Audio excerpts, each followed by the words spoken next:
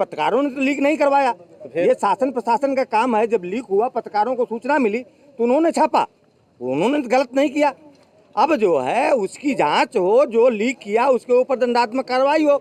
अब ये तो है नहीं कि अगर पत्रकार ने छाप दिया तो उसके ऊपर दंडा, अगर उनके साथ न्याय नहीं हुआ और उनको छोड़ा नहीं गया, उनका मुकदमा खत्म नहीं किया गया, तो समय आया, अगर जरूरत पड़ी तो हम भूख हड़ताल पे भी बैठेंगे और उनको छुड़वा करके छोड़ेंगे, उनको छोड़ना पड़ेगा।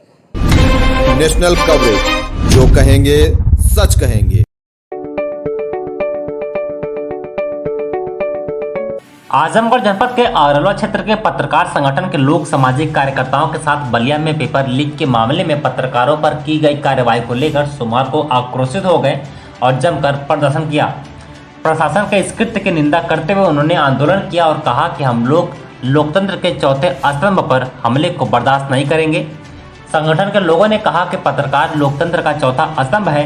बलिया प्रशासन ने पेपर आउट मामले में पत्रकारों पर मुकदमा दर्ज किया है, वो निंदनीय कृत्य है।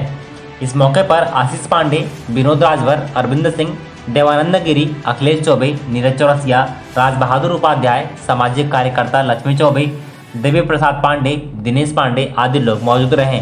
तो बात यह है कि भाई हमारे पत्रकार संघ के ऊपर जो है अन्याय हो रहा है। बलिया के अंदर बलिया के 3 पत्रकारों को जो है वहाँ जेल में ठूस दिया गया है। जो न्याय के पक्ष में आवाज़ उठाता है उसको अगर जो है जेल में ठूस दिया जाएगा तो अन्याय के खिलाफ कौन पत्रकार या कौन आदमी जो है उस पर आवाज़ उठाएगा? यह सब गलत है। बलिया प्रशासन को ऐसा नहीं करना चाहिए। अगर बलिया प्रशासन ऐसा करता है, अन्याय करता है पत्रकारों के साथ, तो हम पत्रकारों के साथ हैं और पत्रकार हमारे साथ है। पत्रकार परिवार हमारा परिवार है, हम उनके साथ रहेंगे। अगर उनके साथ न्याय नहीं हुआ और उनको छोड़ा नहीं गया, उनका मुकदमा खत्म नहीं किया गया, तो हम पत्रकारों के साथ, पत्रकार संघ भी हमारे साथ आएगा, हम उनके साथ रहेंगे और समय आया, अगर जरूरत पड़ी तो हम भूख हड़ताल पे भी बैठेंगे और उनको छुड़वा करके छोड़ेंगे, उनको छोड़ना पड़ेगा। अच्छा, ये क्या मामला है इसमें बलिया जो पत्रकार वो पेपर लीक का मामला है भाई। उनको पेपर लीक करवाया था? नहीं, पत्रकारों ने तो लीक नहीं करवाया, ये शासन प्रशासन का काम है। जब लीक हुआ, पत्रकारों को सूचना मिली तो उन्होंने छापा, उन्होंने गलत नहीं किया। अब जो है उसकी जांच हो, जो लीक किया उसके ऊपर दंडात्मक कार्रवाई हो। अब ये तो है नहीं कि अगर पत्रकार ने छाप दिया तो उसके ऊपर दंडात्मक कार्रवाई हो। ये सब गलत बातें हैं।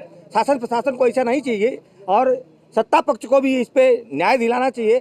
आवाज पेपर में भी निकला है कि शासन के निर्देश के बावजूद भी वहाँ के डीएम साहब और एसपी साहब जो है इस बात को मानने को तैयार नहीं है, नहीं छोड़ रहे हैं, नहीं मान रहे हैं।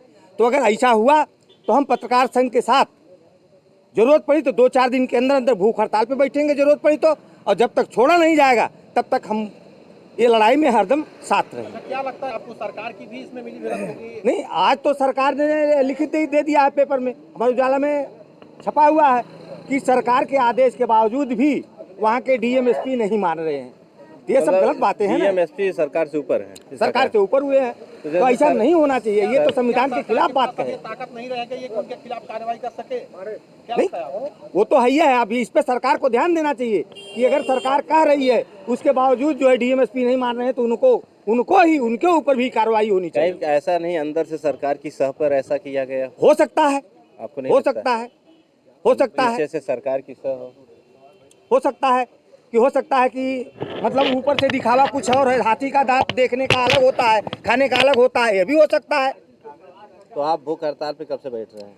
अगर 2-4 दिन के अंदर पत्रकारों को नहीं छोड़ा गया तो पत्रकार संघ के साथ हम जो है 4-6 दिन के अंदर हम बैठ जाएंगे। केवल रिहा करने की बात कर रहे हैं कि उनके ऊपर मुकदमा खत्म हो और रिहा हो।